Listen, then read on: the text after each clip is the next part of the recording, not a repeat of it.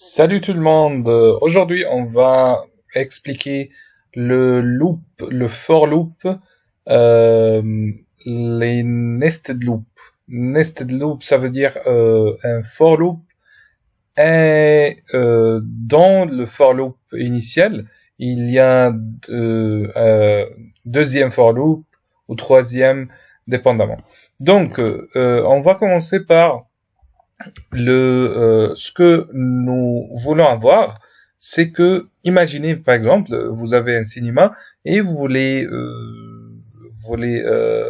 écrire ici les tickets de chaque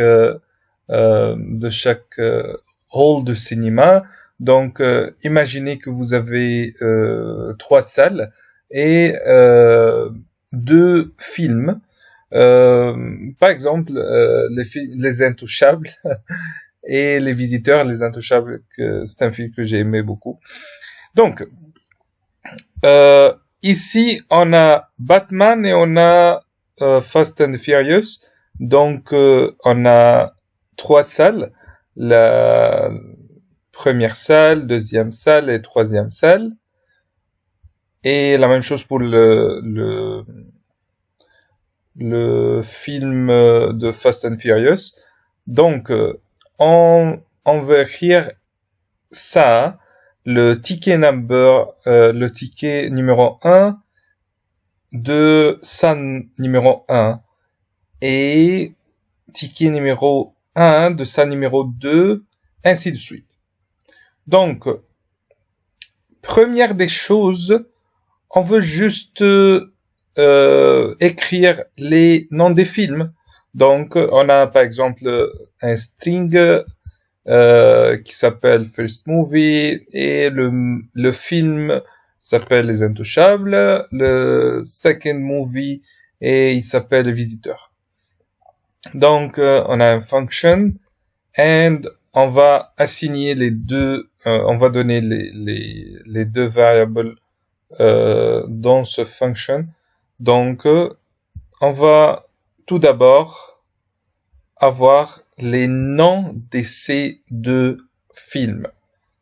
Et on va l'avoir comme ça. Les Intouchables et les Visiteurs. Donc, qu'est-ce qu'on a fait? On a écrit un for loop, l'initializer par 1 et moins ou égal de 2 et i++.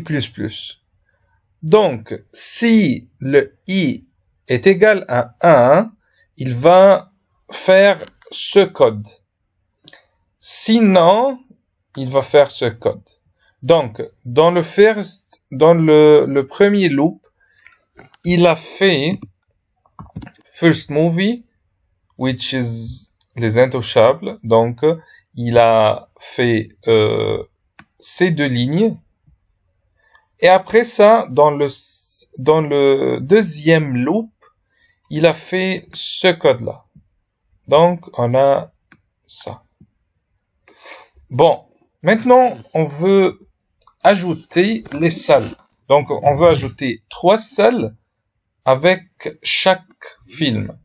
Donc, imaginez qu'est-ce qu'on peut avoir ça. Vous pouvez pauser la vidéo et réfléchir et après ça, on va continuer ensemble. Et voilà. Ce que j'ai ajouté ici, et j'ai ajouté un deuxième for loop ici, dans la première. Donc, avant la fin de ce for loop, j'ai ajouté un deuxième comme ça. Donc, comme ça, il va lire la machine, elle va lire le premier loop et elle va écrire ce code-là. Et après, elle va entrer ici, dans ce code, dans ce for loop. Et on va lire ça ensemble. Donc, on a ici le L est égal à 1. Le L est moins ou égal à 3 et L++. Et on va ici ajouter le print the whole number, la salle numéro L. Donc, dans la première loupe, la salle ça sera à 1. Donc, the whole number 1, the whole number 1, 2, et la troisième loupe, ce sera à 3. Donc, on va voir ça ensemble. Voilà. Donc, on a les 3 salles ici avec le premier loop ici. Après les 3 loops de ce for loop là, donc la machine elle va lire la deuxième else.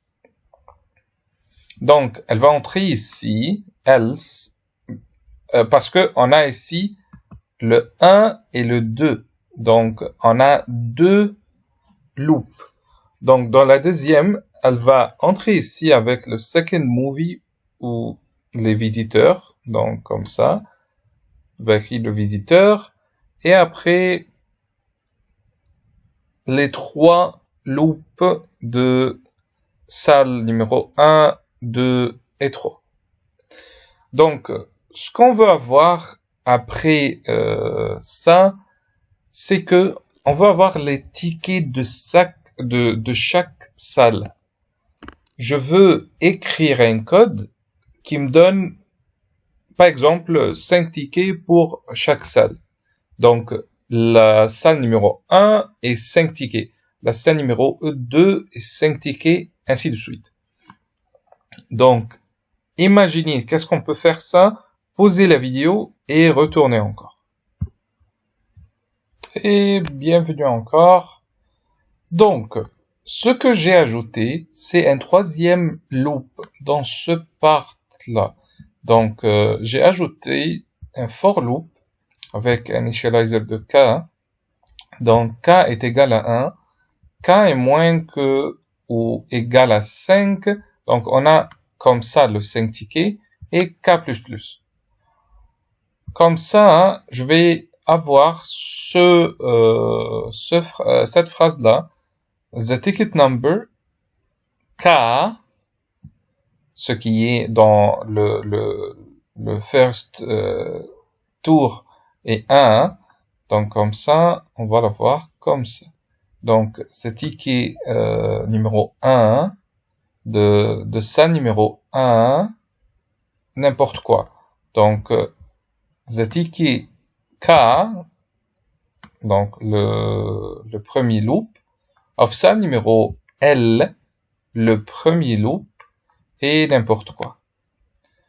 The ticket numéro 2, ainsi de suite, 3, 4, 5, of salle numéro 1.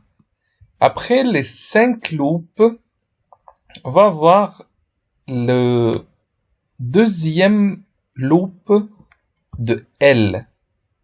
Donc comme ça, on va avoir tout d'abord le whole number 2, et après on va avoir les 5 loops avec le L qui ce sera 2.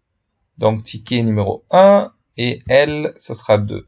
Ticket numéro 2 et le salle 2, ainsi de suite.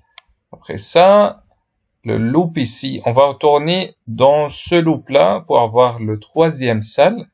Donc ce sera salle numéro 3 et les 5 loops ici. Et après ça, on va retourner ici pour la deuxième film et répéter la même chose. Donc les visiteurs ici, comme vous voyez, ces deux lignes de code. Donc les visiteurs, et après ça, all number 1, 2, 3, ainsi de suite.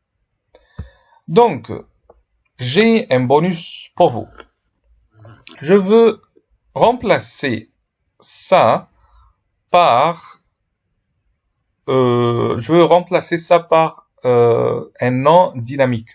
Ça veut dire, avec chaque film, je vais avoir le nom de ce film-là. N'est pas name of the movie. Je veux avoir dans les Intouchables ici, le nom de film des Intouchables. Et après ça, dans les visiteurs ici. Donc, pausez la vidéo, réfléchissez et retournez encore.